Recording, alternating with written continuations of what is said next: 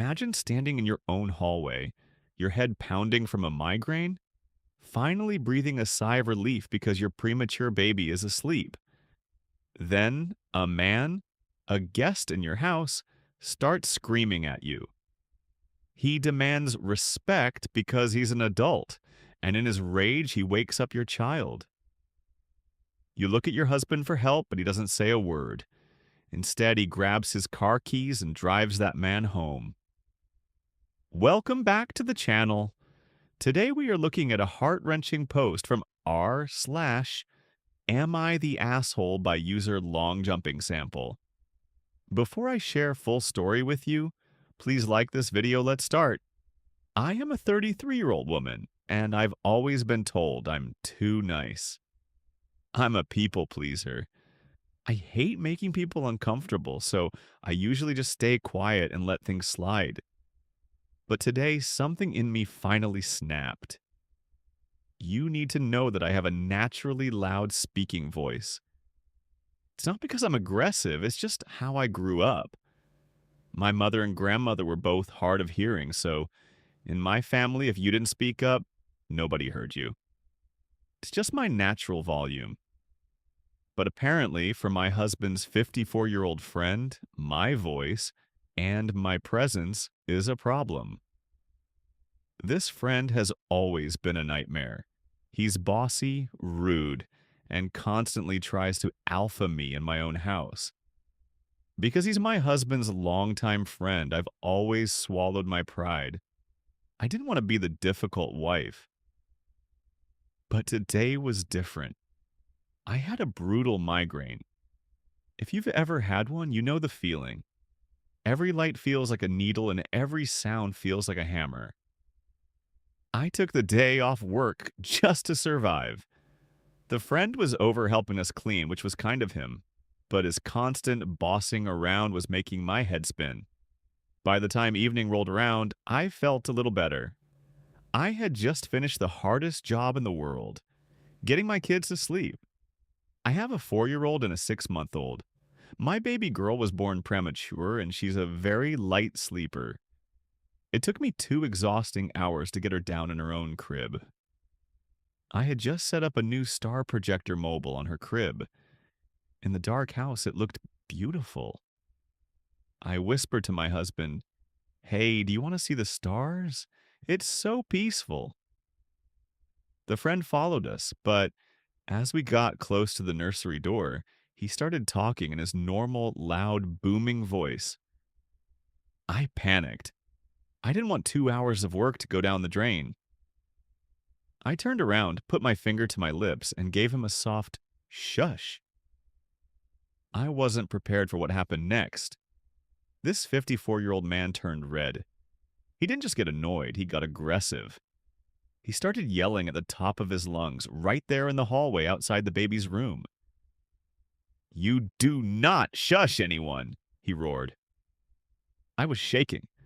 "Please," I whispered. "The baby is sleeping. I just got her down." He stepped into my personal space, looming over me. "I don't care. You do not shush an adult. Do you understand me? Yes or no?" He was treating me like a disobedient child. He wanted me to submit. And then the sound I dreaded most came through the baby monitor.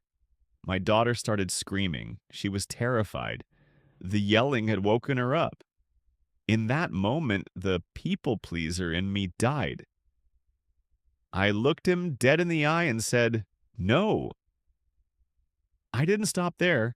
I told him I was done with his disrespect. I told him I was tired of him coming into my house and acting like a dictator. I told him to get out. He didn't apologize. He didn't look at the crying baby. He just stormed out, slamming the heavy front door so hard it felt like an earthquake. I turned to my husband, expecting him to be my hero. I expected him to say, "I've got you." But he didn't. He looked at the floor, grabbed his keys, and said, "I'm going to drive him home." He left me there, with a migraine, a crying baby, and a broken heart. He chose to comfort the man who just screamed at his wife. I blocked the friend immediately, but the silence from my husband is what's really hurting me now. Before I share my opinion with you, I share some different comments because your opinion matters. Comment 1. Nullfisher. Not the asshole. Getting a preemie to sleep is a massive victory, and he took that away from you just to feed his own ego. The "you don't shush an adult" line is insane. You are an adult. He was trying to bully you into submission. You were 100% right to kick him out and block him. Comment 2. Mama Bear _ resolute. OP, please listen. You don't have a friend problem, you have a husband problem. The fact that he saw a man scream in his wife's face and his first instinct was to give that man a ride home is terrifying. He basically rewarded the bully. You need to stop being nice and start being loud about your boundaries with your husband. Comment 3. Direct_truth_7.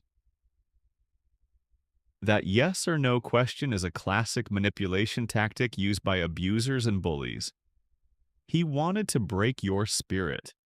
The fact that he slammed the door on the way out proves he wanted to wake the baby again. He is a toxic person.